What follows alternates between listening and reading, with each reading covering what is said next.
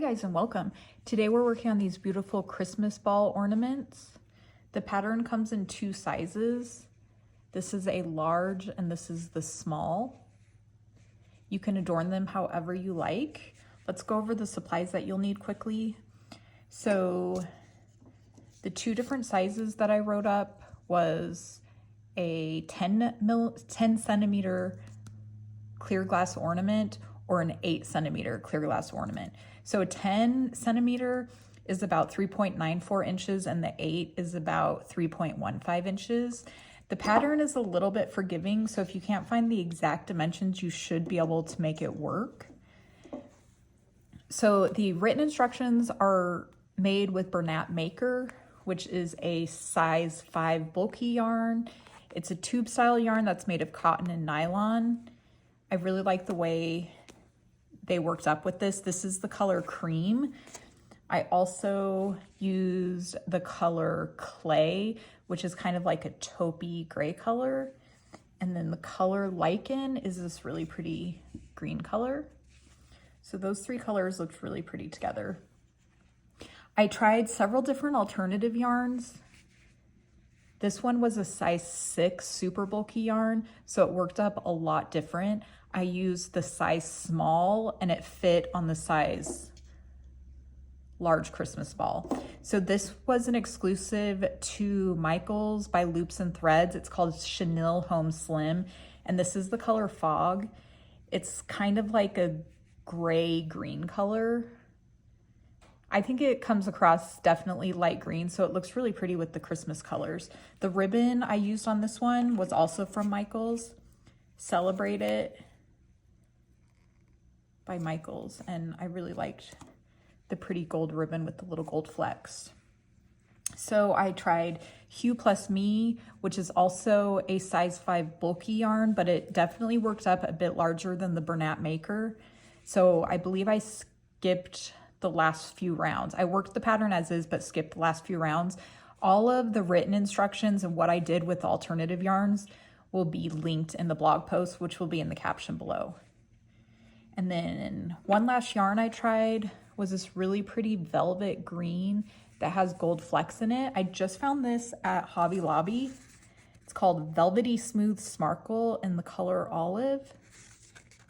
And this one was actually a size 4 yarn, so I double stranded it. And I followed the patterns as is, but I skipped the last 3 rounds. So I'll have that written as well. This one turned out really, really pretty. This yarn is beautiful. The tops of these, I spray painted them all gold. I wanted gold and I couldn't find gold Christmas ornaments. So these are all just spray painted gold.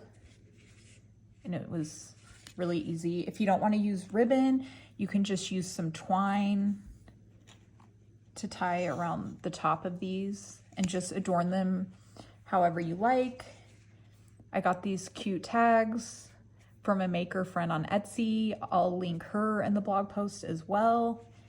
And if you want to put cute embellishments on, you'll need a glue gun also. But for the most part, all you'll need is an L 8mm crochet hook, a tapestry needle to weave your ends in, a pair of scissors. This is worked in a continuous round, so it's very helpful to have a stitch marker. You just need one, and then flexible measuring tape to check your gauge. The Bernat Maker is a little bit flexible, so you do have movement, so gauge isn't huge in this pattern, but it definitely is helpful. And then we already talked about the ornament sizes you need. So I'm gonna get set up and we're gonna get started. We're gonna work on the size small today. Okay, let's get started on the size small. We're using the Bernat Maker in the color Lichen. You just want to tail long enough to weave in at the end. So that's about long enough. We're gonna start with a magic ring or a magic circle. So just wrap the yarn around your finger twice. Insert your hook under 2 loops, yarn over, pull up a loop, and then chain 1 to secure that circle. For the size small, we work 7 half double crochet in the circle. If you're doing the size large, you'll want 9. So yarn over, insert your hook into the circle, yarn over, pull up a loop, yarn over, pull through 3. Again, yarn over, insert your hook, yarn over, pull up a loop, yarn over, pull through 3. So that's 2, 3, 4, 5, 6, 7. Okay, now we're going to close the circle. Be a little bit gentle when working with tube yarn because it can break easily. The Bernat Maker is pretty strong, but just use a little bit of caution. Okay, and then we're going to go right into that next round, and we're going to do 2 half double crochet in each stitch around for a total of 14. And if you're working on the large, you would have a total of 18. So again, yarn over, insert your hook in that first stitch, pull up a loop, yarn over, pull through 3. We're going to mark that first stitch with the stitch marker. This is just to keep track of each round. Okay. And then we're going to work another stitch in that same stitch, another half double crochet in that same stitch. So that's 2, and then we're going to work 2 in the next stitch, 3, 4, 2 in the next stitch. Do that all the way around. We'll have 14. So that was 6, 7, 8, 9, 10, 11, 12, 13, 14. So now we're back at that mark stitch. So go ahead and remove that. And then we're going to do one more round of increases. So we're going to half double crochet in the first stitch, 2 half double crochet in the second stitch, and repeat that all the way around for a total of 21 stitches. So half double crochet, go ahead and mark that. And if you're on the size large, you'll have 27 stitches at the end of this round. So there's 1 in the first stitch, 2 half double crochet in the second stitch, 1 in the next stitch, 2 in the next. So I'll repeat that around and meet you here, and we'll get to the next round. Okay, so round 3 is complete. We're going to remove my stitch marker. So this pattern, after you're done with the increase rounds and start working even, you want to make sure if you make any adjustments to the pattern that when you finish these half double crochet increases, you have an odd number of stitches. So we can go ahead and check our gauge. We should be just under 3 inches, which we are. So that should be in line to fit this globe pretty well. This is what it looks like around the sides of it before we start working even up the sides. So that's kind of what you should have.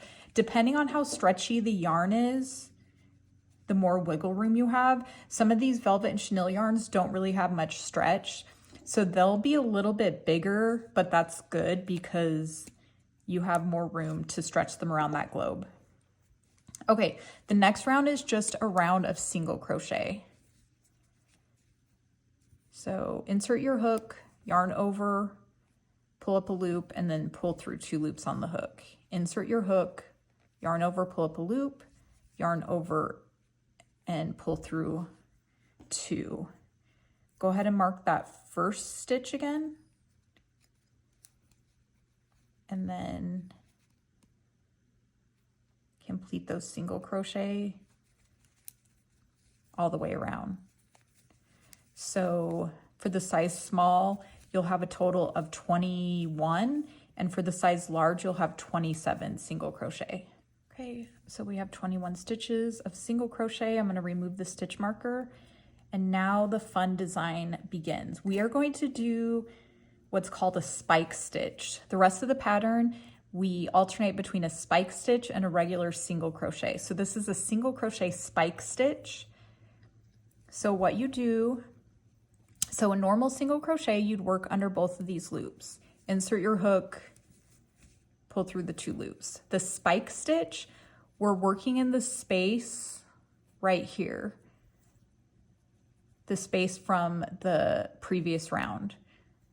So you insert your hook into this space here and 1 row down. Some patterns will say work 2 or 3 rows down. This pattern, it's just in the previous row, or actually round in this pattern.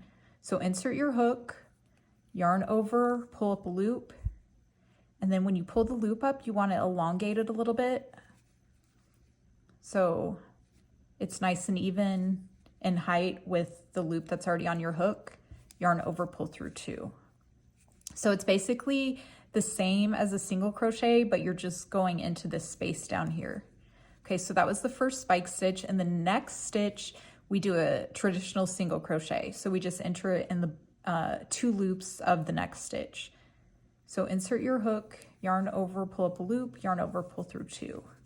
Okay, and then we're gonna do a spike. So, sorry, not a yarn over, just insert your hook, yarn over, pull up a loop, elongate that slightly, yarn over, pull through 2. Then the next one, just a traditional single crochet. Okay, you alternate that all the way around. I forgot to mark my first stitch. So the first stitch was the spike stitch, so go ahead and mark that. So for the rest of the pattern, until we get to the top, we'll have 21 stitches on each round. If you're working size large, you'll have 27. So all you do on this round is you just keep alternating between the spike stitch and a single crochet. So I'm gonna go ahead and finish that up, and I will meet you back here for the next round, and then it's really easy after that because we're just repeating that all the way around. Okay, so I just completed round 5. I forgot to mention the pattern is spike in the first stitch, single crochet in the next. You repeat that all the way around, ending with a spike stitch in that last stitch. You want to make sure you begin and end with the same stitch so that when you go into the next round, you can alternate. So the previous rounds we're working a single crochet where that spike stitch is and a spike where that single crochet is. And we basically alternate that all the way around the rest of the pattern. And that's why it's important to have an odd number. So go ahead and remove that stitch marker. So this one, we are starting with a single crochet. So we single crochet in that first stitch, which was a spike from the previous round. So single crochet there. And then the next stitch is the spike stitch, and it's worked into the single crochet from that previous round. So again, find that space below the single crochet, insert your hook, pull up a loop, elongate it a little, and pull through 2. Go ahead and mark that first stitch. And you just keep going around. So single, spike, single, spike, and this one you'll end with a single crochet in the last stitch. So you just want to alternate between rounds 5 and 6 until you get to 15 rounds or the height that you want. So I'm going to go ahead and continue until I get to round 15, and then I'll meet you back here and I will show you what we do for that final round. Okay, I finished the last round, 15 rounds for size small. If you're doing size large, 20 rounds. And you can stop or make more if you need to, depending on how it's fitting your ornament. So this looks pretty small in comparison to the ornament. Also, something helpful to keep your ornaments upright is just put it in a little bowl, especially when you're putting the embellishments on. It's handy so it's not rolling all around. So you can see this looks kind of small on the ornament, but this Bernat Maker is really stretchy. So before you fasten off, just make sure you can stretch it around your ornament. So it should fit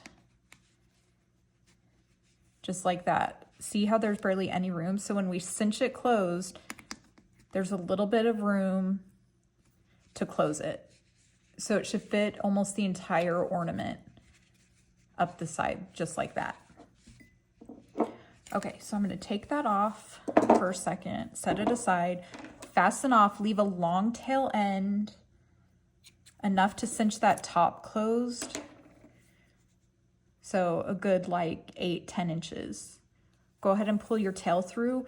I already weaved that beginning tail end. Go ahead and weave yours in to get it out of the way. You can weave it in whenever you want. And then let's take the top of this off. So we can put this on and then weave around the top and cinch close, or you can cinch it close and then weave around the top. I think this one's feeling pretty tight, so I think I'm going to put the ornament on and then cinch it closed. So all we do is work in each stitch around in the front loop only. So you insert your tapestry needle from the front to the back under the front loop only. And you just do that all the way around. Okay, so this would be both loops. Back loop only, front loop only. So we're going front loop only. Just hit every single stitch. After you've gone through a few, you can kind of start cinching it closed. Like I said, the Bernat Maker is really stretchy. So if you're working with the stiffer yarn, you might have to make some slight adjustments, taller or shorter, but as you can see, it's just a repeat all the way around once you get your base completed. Okay. So we're almost finished. So once I get to the last stitch, I go through the first few a few more times. Okay, and then you just pull tight to cinch closed. Kind of adjust it. And then I keep going a few more times to secure my end in. You can see what a nice closure that creates. It's important to work in the front loop only. That's why you get that really nice finished look. Okay, so once you've wrapped it around and secured it in place pretty good, I usually take my tail, weave it down here a little bit, and then maybe weave it back up to secure in place. And then you're finished. Once it's done, you can fasten that piece off and then put your little top back on. And there you have the completed ornament. So you can top it off with a little piece of twine. I'll kind of show you what I do with that. If you're putting more of these embellishments on, you'll need some kind of glue or hot glue gun. I just get these at craft stores. They're floral picks that I cut the little pieces off of. These ones were from Hobby Lobby. Michael's has a good selection, Joann's, I think even Walmart. And then I'll link the Etsy shop that I get these cute little tags from. So I just take a piece of twine, tie a knot at the end, like that, do it really, really tight. Cut the end. Then I take the loop from front to back and then take the end, put it through the loop and just go like that, and you can hang it, and it's as easy as that. So there you have it, a quick little crochet ornament pattern. I also have my original ornament pattern. So that's another one that's free on my blog and YouTube.